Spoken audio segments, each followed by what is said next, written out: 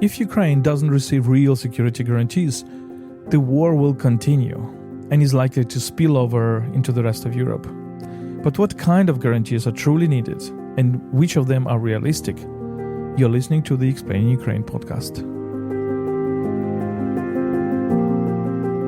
My name is Volodymyr Yermolenko. I'm a Ukrainian philosopher, editor-in-chief of UkraineWorld, and president of PEN Ukraine. My guest today is Hanna Shelest, one of Ukraine's leading experts on international security and foreign policy. She's director of the Security Studies program at the Foreign Policy Council Ukrainian Prism and editor-in-chief of the journal UA Ukraine Analytica. I met her in Odessa on the shores of the Black Sea. Explaining Ukraine is produced by UkraineWorld, an English-language media project about Ukraine, run by Internews Ukraine. Before we begin, a quick reminder, you can support our work on Patreon. Your contributions are vital. We rely heavily on crowdfunding. You can also help fund our volunteer trips to frontline areas of Ukraine, where we support both civilians and soldiers by providing mostly books for civilians and vehicles for soldiers. Donations are welcome via PayPal. All the relevant links are in the episode description. So, let's begin.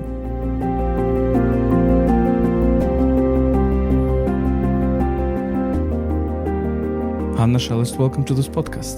Thank you. So I would like to talk about what is happening today around security, around the war. These discussions about the security guarantees for Ukraine, because we understand that basically if we do not find some solution, the war will continue, there will be another war. How optimistic you are about this question? You know, both from the practical or I would say historical perspective and from the theoretical perspective, unfortunately, I'm not optimistic. It's not that I'm pessimistic, but I'm quite realistic because we have a long history of the 20th century of the different types of the security guarantees. And the factor, if we look to all this perspective, we would understand that any of these agreements, doesn't matter how binding they are still the gentleman agreement. It's still more about the political will at the very particular moment to help, to assist, to facilitate, to be together. Because let's be honest, when many of the European countries helped Ukraine in the beginning of the war or helping it now, we don't need any formal agreements. Formal agreements can help with some logistical issues, but they are not guaranteeing the most important, the desire to help and readiness to help. So with this, we can remember League of Nations. And, you know, I remember one phrase that we read at the university years when we studied League of Nations and the United Nations. And it was the phrase of one of the founders of these organizations. What the League of Nations can do when the conflict starts. It will send a telegram asking to stop the conflict. Then they will send the second telegram, then the third, then the fourth, then the fifth. And then they send a telegram in which they say, that is our last telegram. If you would not stop the war, we stop sending you telegrams. That was partially a joke, part of the frustration, because this phrase was said in the end of the 1930s when we already had the problems in Asia, in Europe, with the pre-conflicts before the Second World War. After the Second World War, we thought that United Nations can solve everything. We know the consequences. Then we had Budapest Memorandum that so many people in Ukraine called about security guarantees, when our partners from the beginning knew it is just assurances. Then we saw plenty of other cases of the agreements the US had with the world, and then just one decision, yes or no. We consider it the situation that is enough to introduce the clauses of the agreements or not. That's why when we come to Ukraine, with all those complications and complexity, both of the Russian-Ukrainian war and the situation in which our allies and partners are, I understand that doesn't matter what will be on the paper. That can be a certain deterrence, but in general, that would be more of the political will about the implementation. But there is NATO. NATO is a structure, and I think NATO shows that basically you can have a bloc which exists for like over half a century, and yes, it's backed by nuclear power, by big armies, but essentially it's the paper, it's the Article 5. And I think this is the major reason. We don't know, my argument is that we don't know how it works, right? That is exactly the principle of deterrence. Because what does mean deterrence? You create conditions under which your enemy will think twice before attacking you, because they assume that you have either certain power, nuclear power, for example, because how many times we use nuclear as the weapon? Only in 1945. After this, nobody used nuclear. That's even the theoretical discussion, is nuclear a weapon? Because a weapon should be used. It's deterrence, yeah. So that's, first of all, it is deterrence, because others are thinking what can be. Or it is political, because you're thinking that all others will be with you, yep. Or it is your own armed forces when you calculate, okay, they have better equipped military, should I attack or not? So NATO, de facto, it is first of all this idea of deterrence and readiness for defense inside of the alliance, because alliance always was about defense, not about any joint actions abroad. And here, after 1949, Article 5 about the collective defense was used only once, after 11 of September. And even then, it took certain discussions, because if we read Article 5, what it is, if the country attacked, then all others have the right to use any means, including military, for the collective defense.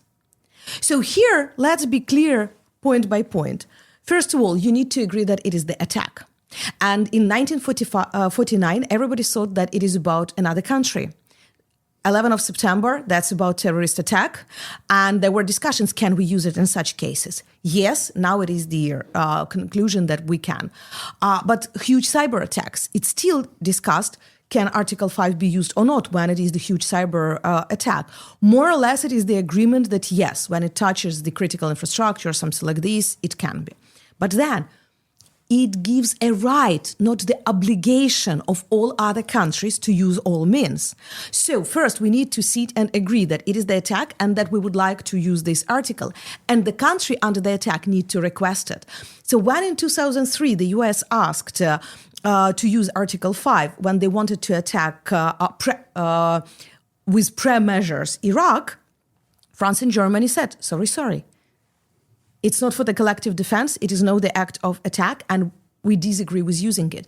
After this, nobody knows. Will it be used or no? Will countries agree or not? Will they consider it as the real attack? Because we see more and more of the hybrid attacks, for example. And then countries, each individual can decide, will they use military or just diplomatic or economic or supply? Iceland, who is the member of NATO, they don't have armed forces, so they would not use military for this. So in this way, Article 5 and NATO is extremely important, but it's not the guarantee of your security, because it is first of all about collective defense, this deterrence element that your enemy should think that it's attacking not Estonia or Lithuania, it's attacking all 32 nations. So they calculate the military capabilities of all countries for this. The second, you need to prove that it is the attack. So if in Narva, you suddenly have Russian minority going with the protest and something like this, and Russians are coming to help them, will others consider this attack? It's political will that we are coming. And then it is definitely the readiness to fight. How many countries would be ready to defend? That's why for Ukraine, NATO is important because of this possibility, not guarantee. And the second, because it is still the best armed forces in the world. So if we would like to be ready, reformed, capable, with our experience, with their procedures, that is what is making the dream team for Ukraine, in contrast to other countries like Russia. But is it realistic right now? Because, President Trump said a few times that no, Ukraine will not join NATO. And there are, countries that are opposing to it. And at the same time, we see that, European Union need to be prepared to be a security force outside of the NATO, because we don't know what will happen with the United States in the next years, in the next decades. Is our priority to still insist that we need to go to NATO, or to say that we need something like NATO for Ukraine for some number of countries? And I think this is what is in Meloni idea, that we need to have some Article 5. I'm not sure what exactly she thinks about and what exactly she understands about this. Or we need to push European Union to become a kind of security bloc and not only economic bloc. And while going into European integration, Ukraine will also gradually help EU become a security bloc. What are out of these three options, or maybe there are other options that you prefer?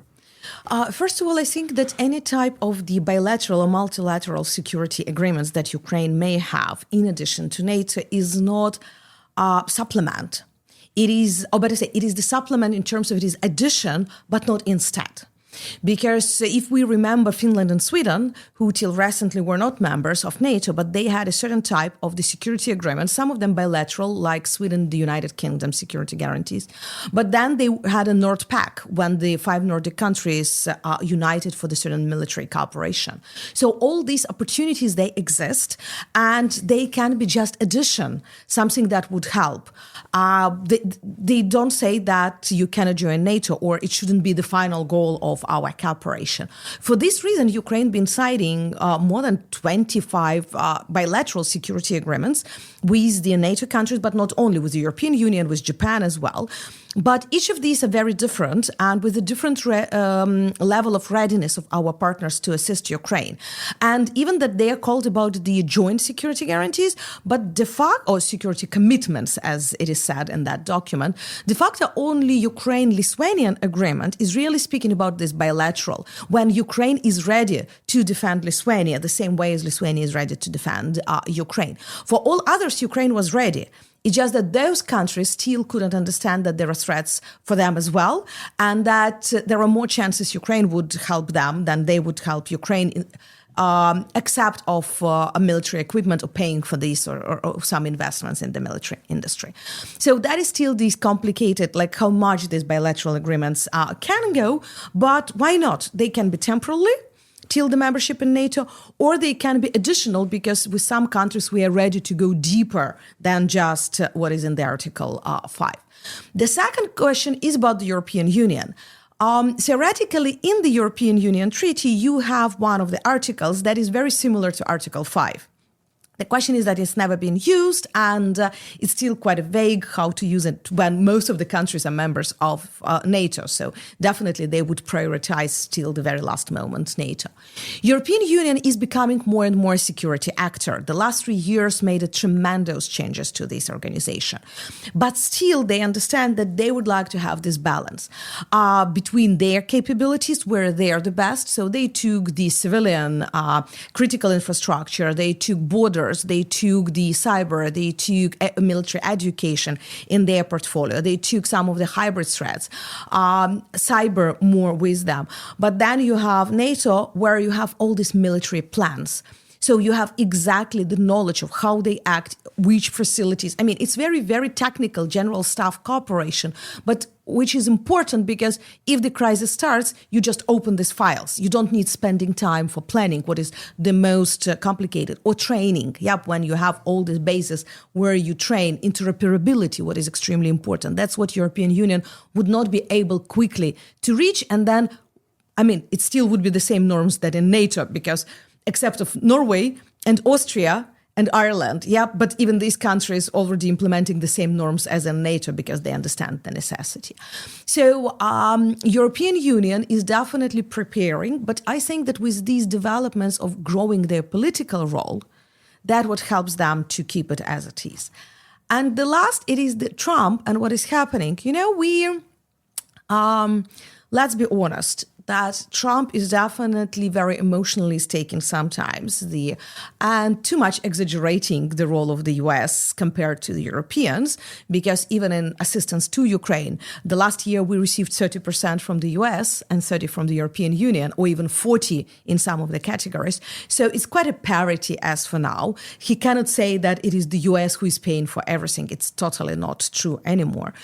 But even more, during his first presidency, we already had this problem. He was at the London summit, shutting the doors, saying that we are leaving forever. And then the Congress made the decision. They adopted a legislation that doesn't allow Trump to do this decision unilaterally. So when it is about NATO, he would need to have the big discussion. And as we see, there is no desire among the legislators, including his Republican Party, to leave, because they understand that even the forces of the US in Europe, they are not protecting Europe, they are protecting the US interests. And the African command of the US forces is based in Europe. So what will be if suddenly Italy is saying, sorry, you're leaving Napoli. Please do all your African operations somewhere from Africa. The US doesn't have bases from where to do it. So we need to understand what is in the PR and what can be when we are talking about the real business of the security and military cooperation. And here, it's also important politically to keep US in, because we understand that for China, for Russia, the unity of NATO, it is what is the best deterrence, not even the number of tanks or the nuclear weapons. They need to understand that these countries are together. So if the US thinks that China is the biggest threat, they also need to think, will Europeans be with them? It's indeed very interesting, because I also think that with this argument that we hear sometimes, that, there is a trend in American foreign policy since already probably Clinton to go away from Europe and to go to the Pacific. But okay, this trend means that they consider China as the major threat, and for this they need allies. And who is the best ally than Europe? So they try to get Russia as an ally against China, which is total naivete and totally wrong. And the sooner they understand it, the better. But let me come back to one thing that you mentioned about Narva and Estonia. And I think this is, and all other Baltic states. And I think this is also very important to reflect upon it. Do you see that it is realistic that Russia will, in the coming years, attack, maybe in a hybrid form, the Baltic states? Like, as you say, there will be some, let's say, protests, in the quotation marks, in Estonia or any other kind. Or they will just make a Blitzkrieg and conquer a few villages in around Narva. And then it will take weeks for NATO to understand whether it's attack or not. And the thing is that in the current war, as we see, it's very easy to get territories if your enemy is not prepared. And it's very difficult to kick out the occupation forces, especially if Russians are very well already, understanding what the drone warfare is. They can control the territory through drones. So how realistic is this scenario? Russia attacking one of the NATO member states or several? I would say that Russia is already in the hybrid war with NATO countries. And here, let's be clear, what does mean the hybrid war? I hate when people are saying that hybrid war, de facto, it is just information, maybe a little bit of cyber and economic. It's not. That is the idea of hybrid. I usually say it to the students comparing to the cars. What does mean hybrid car? It means that it can do both petrol, fuel, and electric. It doesn't mean one or another. So with hybrid warfare, you always have a military component being ready, either on the border or even using it partially, and all other non-linear, military, non-conventional measures. So when Russia is disrupting cables in the Baltics, when Russia is jamming and spoofing navigation near the Swedish and Norwegian, when Russian drones are already all around the Nordic, when Russians are buying property around Finnish, Swedish and Norwegian military bases as villas for vacations, but de facto putting huge number of satellites and radars and everything there for fun, as it is said, when Russians are intervening in the elections, when Russians are paying for the protest in Romania or in Germany, when Russia is sponsoring radical groups and establishing the contacts with the criminal and mafia in different countries, because we know that mafia always been under the control in Russia since the Afghanistan times. When Russia is using all the social networks, for creating the protest. We already have a very good investigations proving how Russia was among the provocators during the Black Lives Matter protest. So what is starting as the peaceful, but then you use the provocators over there. We know about this in the Balkans. We know about the military groups being paramilitary groups supported there. It's difficult to find the country where Russia has not tried to intervene with the even attempts to coup, like in North Macedonia and in Montenegro a few years ago, when even with the attempts of killing some of the political candidates.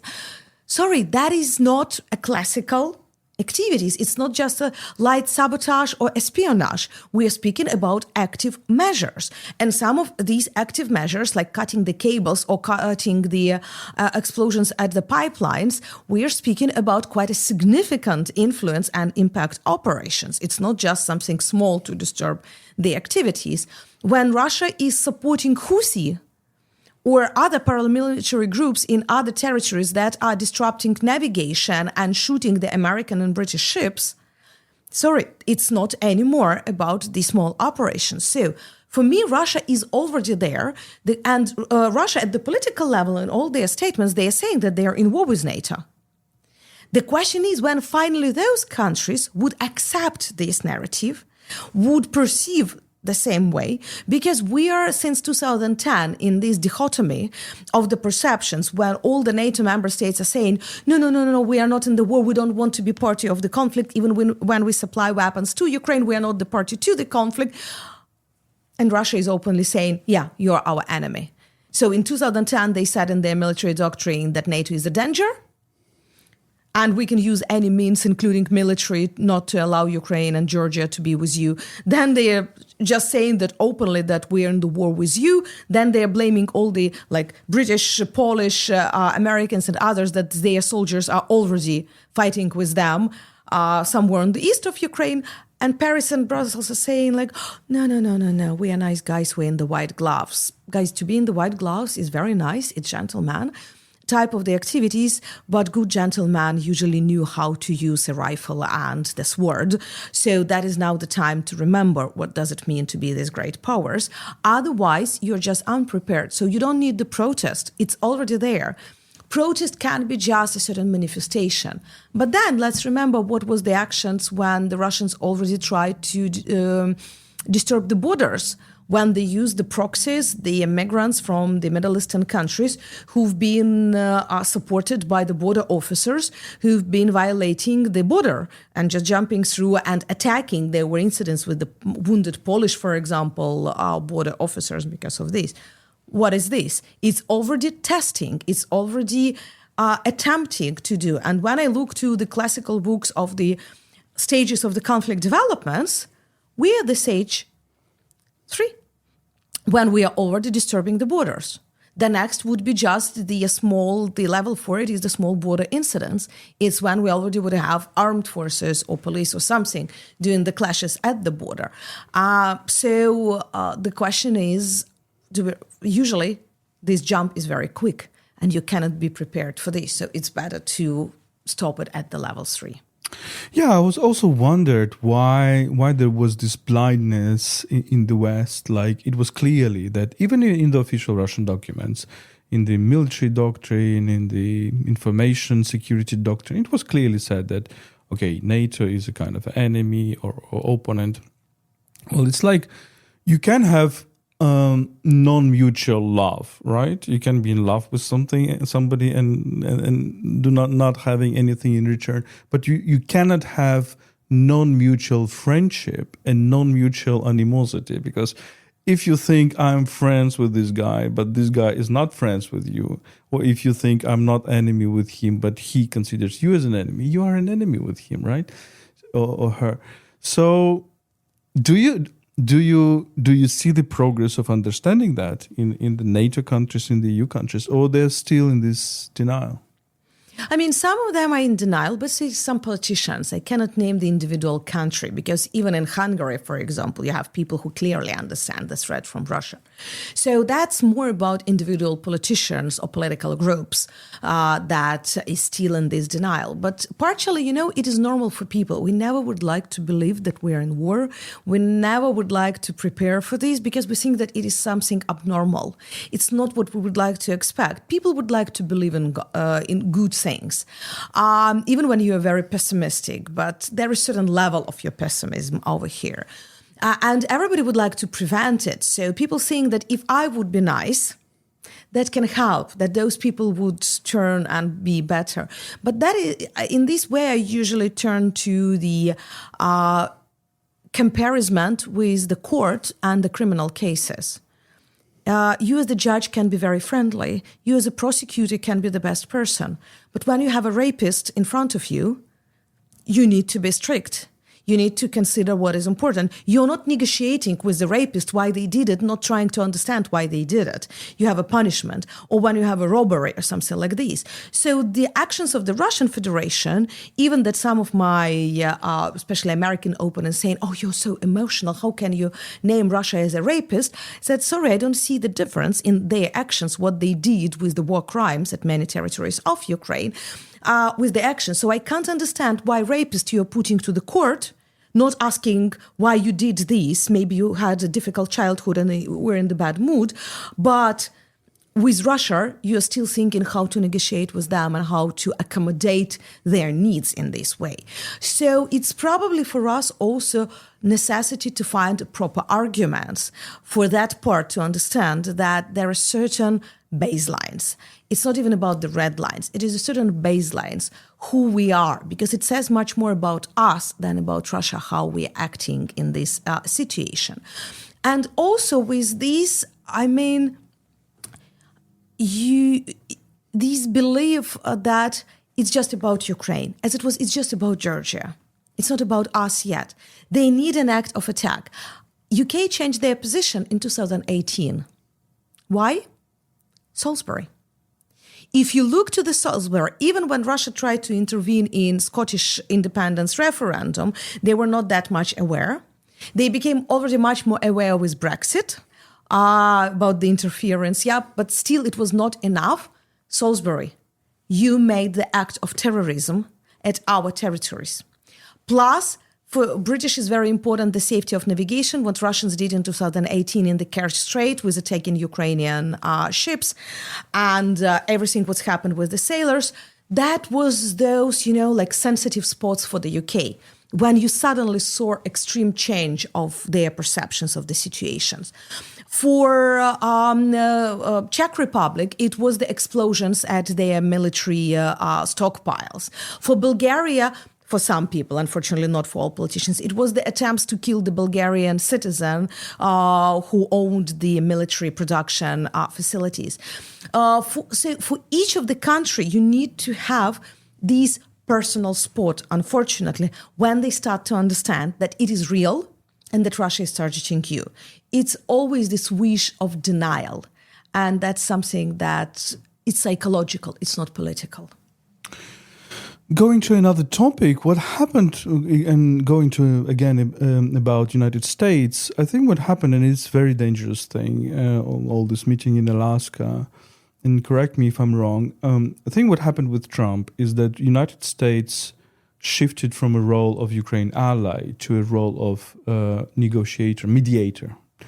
And I think it was very dangerous because I'm very often talking to Europeans on some programs, especially in France. And when people started commenting in French media, Alaska meeting, I heard some expert opinions, but that means that they can be present in also in political milieu that, okay, but why we were expelled from this mediating role? Why we are no longer mediators? We should also jump into this mediating role. It was like when France and Germany were in the Normandy format, like mediating between Ukraine and Russia. Do you see this threat that basically our allies say, no, we only want to create a room for negotiations between the two. We will no longer help one of the parties.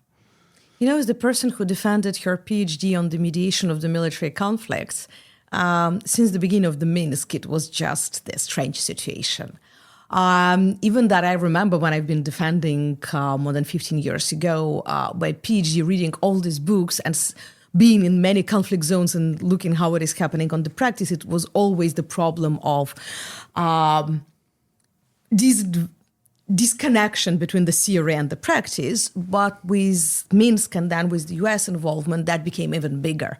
And I feel like I need to write an article how it is not a mediation, that it can be any other word for this. But sorry to interrupt for our listeners, Minsk process is an attempt to, after 2014, with the help of France and Germany, to end the conflict in eastern part of Ukraine. It was not concerning Crimea, so it was already a big question mark. And after the full-scale invasion, most Europeans and Americans were not in the mediating role. But what happens with Trump is kind of this reversal. Yeah, and with the US, with the US, we can understand, what they're trying to do. Even that, I would say that there is very little from the mediation efforts of what they are doing. But in the mediation, it is one type of their, let's speak about the US, there are three types of the classical mediation. It is the facilitation, when you just help to sit in one room. What Turkey did in Istanbul. They just gave the premises, created conditions, do it. Or what Belarus did in Minsk. Then you have the formulation when the mediators are coming with a certain peace plan, or at least some peace proposals. That's what we're saying. That was the roadmap for Israel, for example, Arab conflicts in the past. Many others, proposals of European Union for Kosovo, Serbia. And then you have manipulation, when de facto the mediator has the leverages against both sides and can persuade them by proposing something or by threatening them to stop the conflict. US used it in 1970s in Egypt-Israel conflict, for example. So they can do at that time. And that's de facto what they're doing now. So it still partially can be considered mediation, but it is that manipulation type of the mediation when you need to threaten both sides and to propose both sides something to stop them. Usually not very effective in the end, but that's another question. With the Europeans, we understand that they are afraid to be out of the negotiating table. But what is very important? Already they cannot have the role of mediators because mediators should be equally distant from both sides of the conflict. They are not. Anyway, they are not with the sanctions, with the military support, with just the Russian rhetoric. It's not just about the acceptance by both sides. It's also the question of leverages against both sides. But politically, I understand why they would like to be involved, and they must be involved.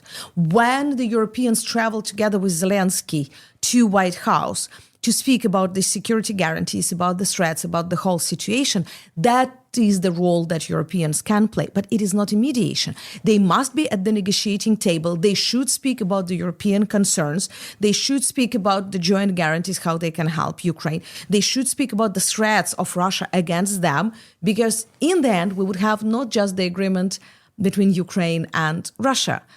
I believe that we would have a much bigger agreement about the European security, because what Russia is doing, they're undermining the whole European security here. And in this way, yes, they should be there. But mediators, let's just not use the words in vain. What happened after Alaska? How do you see the whole situation changed? I will tell you my version. I think that what Putin wanted is basically the whole meeting and the whole red carpet. And I think the whole pomp of this meeting was the Putin's requirements for this to happen.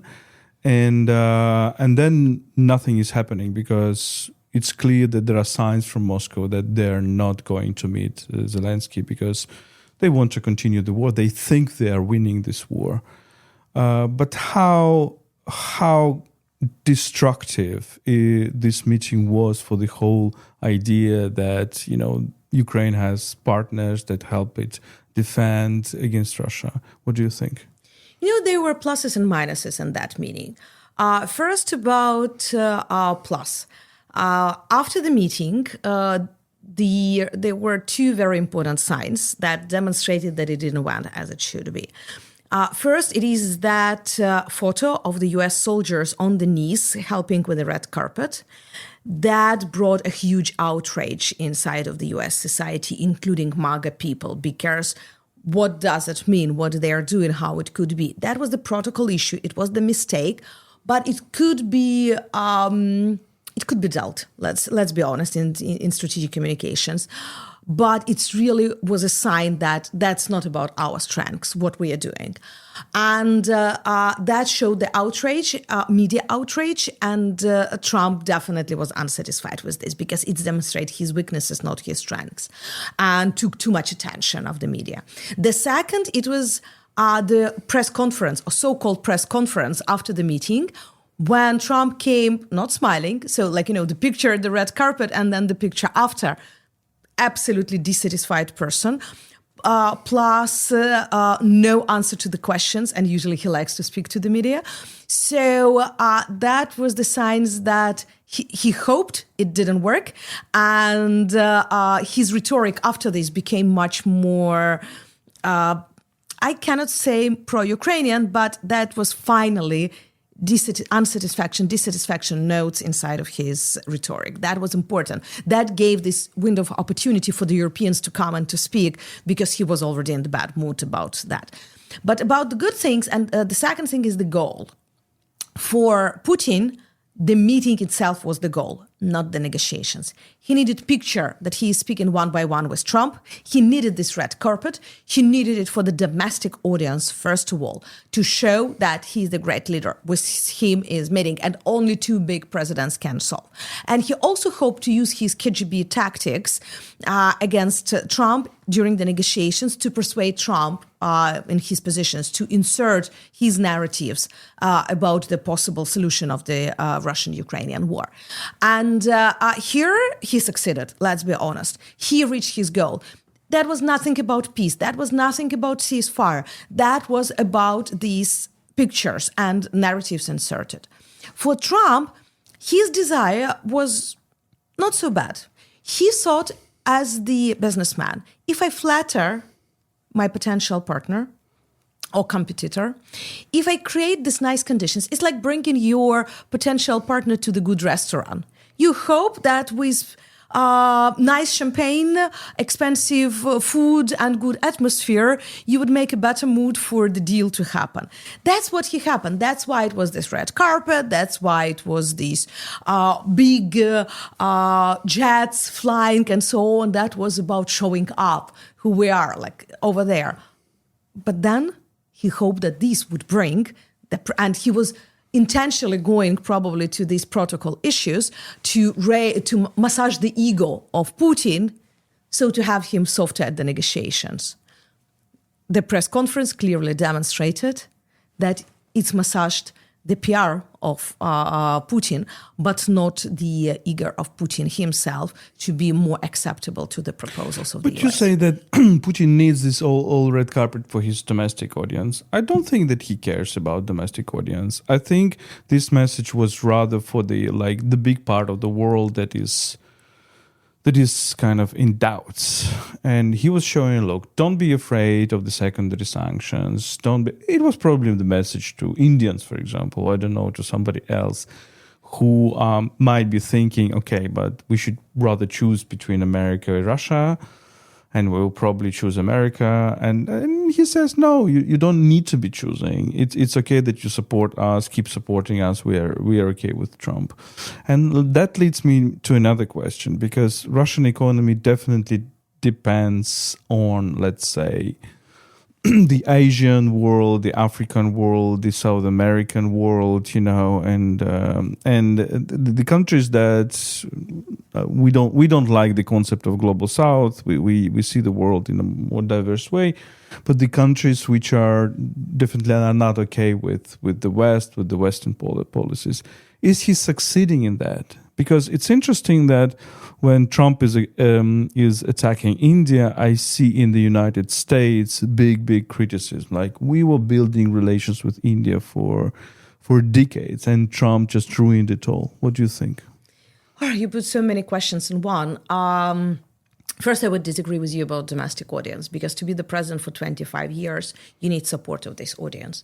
And when you make the country, like the Russian economy significantly depends on war economy. That's how the new middle class are created. That is predominantly those who are either working for the military industry or the military who are receiving the payments. And it is temporarily. So you need to have these emotional support towards you. You need to prove that you are a great leader. And when you cannot prove it inside of the country with some of the economic issues, because you see that the difficulties are coming more and more, your economy is just on the edge, you need to have this great love. And just personally, he needs this feeling of the great love from the population. He needs to prove. That's why these chest naked photos, that's why the swimming, he needs this image to fill with some substance. That's why the red carpet with the US president is so important for him as well. But for the greater audience in the world, that is definitely also important to show that you can meet with me. You should not be afraid of me. With the sanctions, it's very difficult to him to say the same way. But at least he also needs these meetings with other presidents, prime ministers, leaders around the globe, because he needs to show that he is not in isolation. And that is another message that is very important for Russia. We are not alone in this. We are not pariah. We are with the alliance and partners. So when he travel and meet now in China, we're expecting, or with India, that is one of those messages. And if you meet with Trump, so definitely for many others, if he met with Trump, why we can't do the same? But with the economy, the situation is much more difficult, both for the US and for Russia. Russia depends on the selling of the energy. So it's not that they depend on other spheres, because de facto Russians don't care, will they have a nice cheese or not? And with the what is important for them, it is the spare parts for the military industry, and it is selling of the energy sources because it is income for the war. That's top priorities for them. And there is quite a limited number of countries that can be important for this. China, India, for sure, and some of the other Asian countries where they are trying to work with. Other countries are much less important in this. With the Americans, with India, because we travel a lot to India and we have a lot of contacts, we followed what was the reaction. And I would say that everybody thought that with these sudden introduction sanctions against India, instead of negotiations, and not introducing them against China, de facto US made just worse, not better.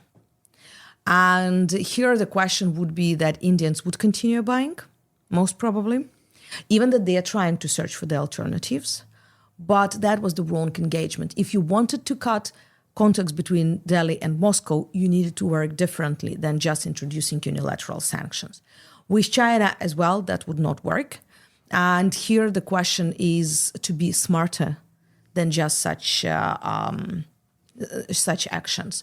With others, I mean, we need to implement sanctions. That is what is important, because we already have a huge set of very nice sanctions, but Russian steel can buy the gray market.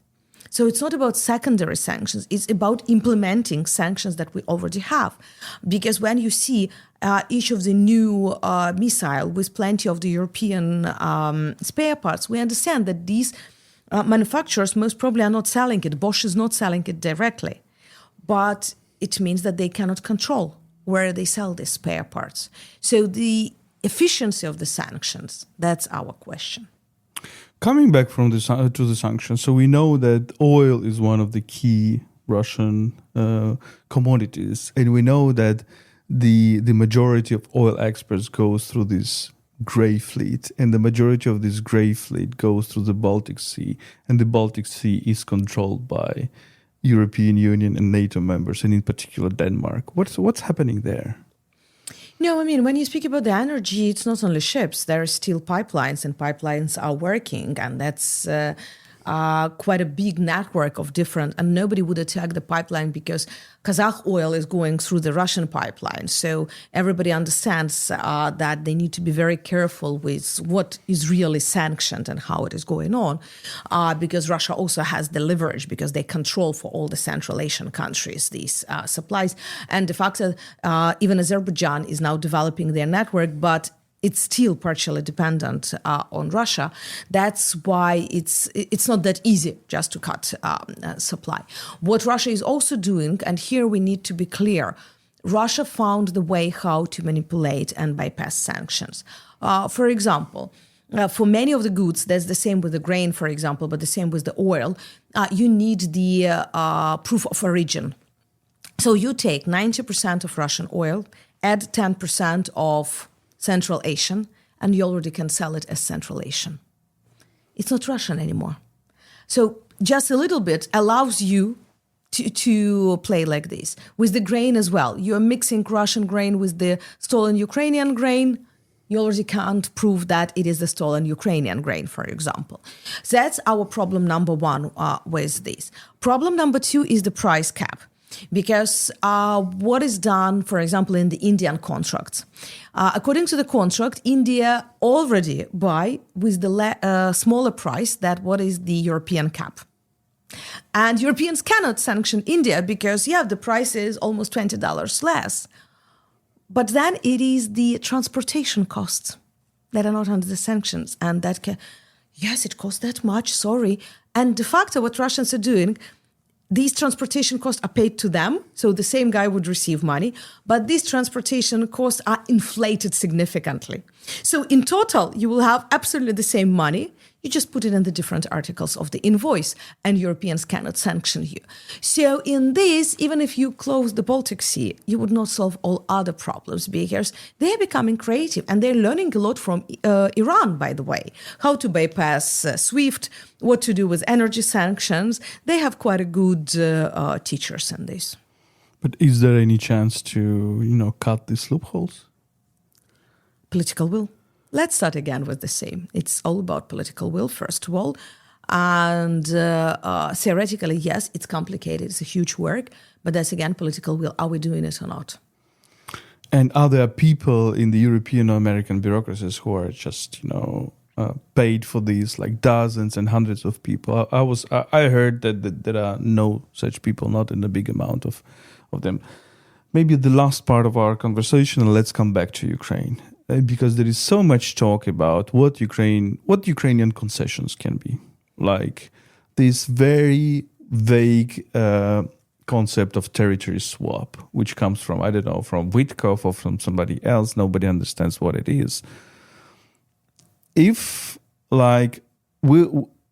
are the red lines for Ukraine?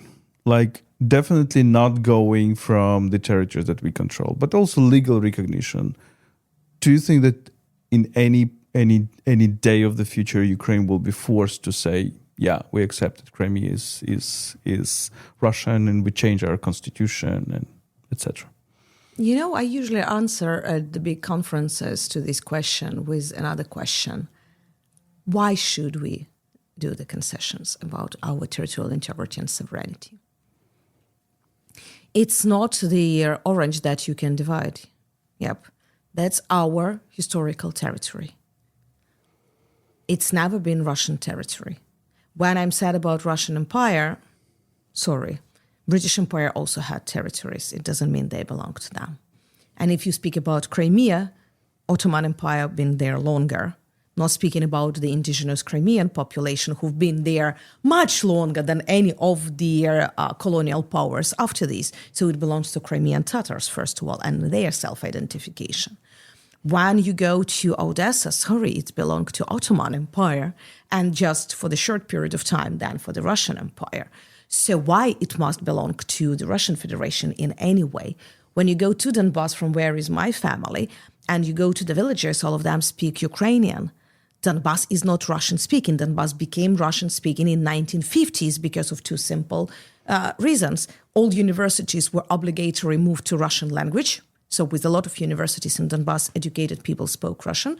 And the second, because you brought all people from all around Soviet Union to reconstruct the mines and metallurgical plants there. And you brought a lot of criminals to do this because it was the only way to clean your reputation. So it's artificial and it's just 50 years ago. We are not speaking about the long history, something like this.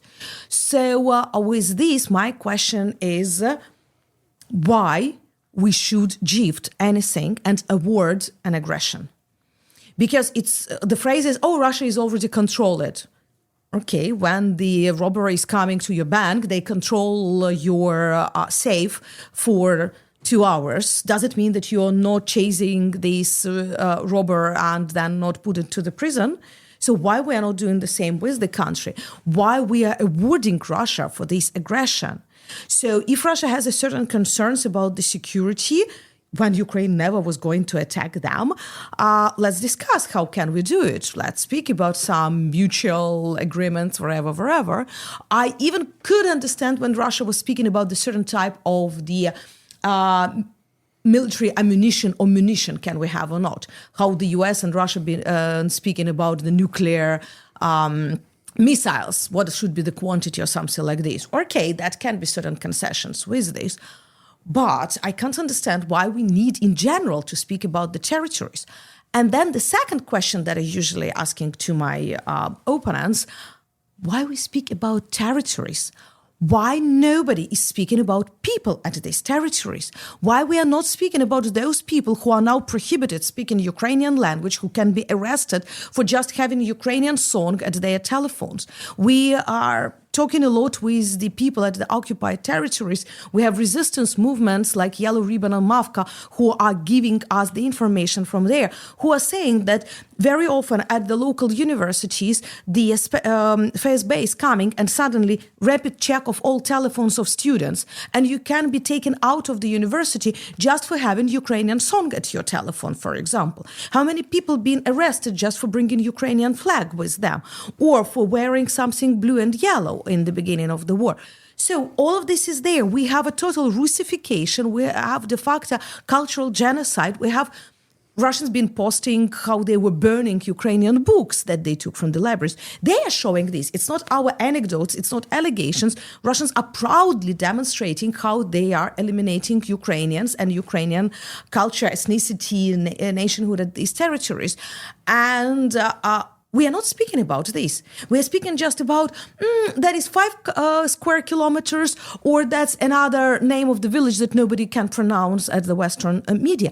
It's not the name of the village. It is the thousands of people who lived in this village who are currently cannot. I cannot return to Konstantinovka, where the graves of my grandparents, because currently is under the total Russian fire control. Luckily, it is still Ukrainian control. But they are just doing the same as what they did with Bakhmut. And I have friends who were born in Bakhmut. They cannot return to their houses over there to see where all the family history is.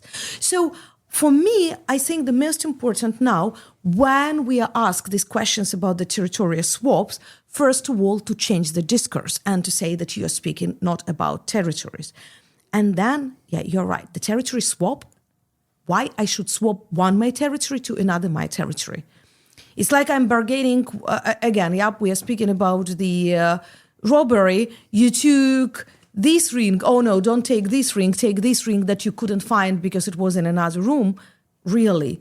That's just, for me, illogical. That's something that I still cannot comprehend. Doesn't matter that I'm dealing with conflict for 25 years, and I thought that I saw the most outrageous stories in Middle East or in the Balkans. But then with each time, it's just the new and new stories and proposals that just are getting me out of control of the understanding what people are thinking when they are proposing this. Yeah, I totally agree. And it's indeed, I mean, we are certainly in a situation very difficult for very, very long decades, unfortunately, with this Russian inclusion of 5 Ukrainian regions into its constitution. And unless there is something that changes Russian constitution and it should be military defeat, there is no, there is a clear legal contradiction here, right, between Ukrainian constitution and Russian constitution. Maybe my last question, what gives you hope? First of all, Russian constitution is not, and the territorial changes are not recognized by the United Nations and all the international treaties compared to Ukraine. And we can think different things about the United Nations, but it is still about the nations who vote, and 143 nations voted for this. The 2/3 of the world. And I understand that our arguments here are much stronger than the Russian arguments. But then, honestly, I don't believe, unfortunately, that much in the military defeat. I would like to have it, but there are a lot of indicators that probably not. I believe much more in the coup inside of Russia. I'm waiting for the proper coup. These people can be not that much pro-Western or something, but that should be people who would understand that personally they are losing much more and that it would be better for them to finish this war if they would like to be rich, safe, and in power than what is happening now with Russia. I don't believe in the peaceful revolutions in Russia. I don't believe in Russian opposition, unfortunately, because even Russian opposition is asking Ukrainians why you haven't crossed our territories and haven't killed Putin. Sorry, guys, he's your playground. That's up to you. But I hope for the proper coup. Russia changed only after the significant domestic turbulences. Without them, they never changed in the past, and I'm afraid they would not change now. My also hope is for Europeans. They became adults. We now see the responsible European leaders who are ready to take responsibility, who are ready to take the bold steps. And I'm very glad that they are not just in Berlin, Paris, and London, but they are in other countries. So Denmark, Italy, Norway, Sweden, Lithuania, Latvia, Estonia, all these countries are starting to have much stronger voice inside of NATO and EU. And they are demonstrating by example why it is important. And the third hope, it is the countries outside of Europe. We managed to persuade the world that it is not just about Ukraine. When I go to Australia, I know that I am with the allies. When I go to Chile, I was really shocked by the level of understanding of what is happening and real feel for Ukraine of what is there and readiness for cooperation. When I go to Japan, when I go to other countries, I feel that it is there, and that gives me the hope that this world is not broken yet. Hanna Shelest, thank you so much for this conversation. Thank you for the invitation.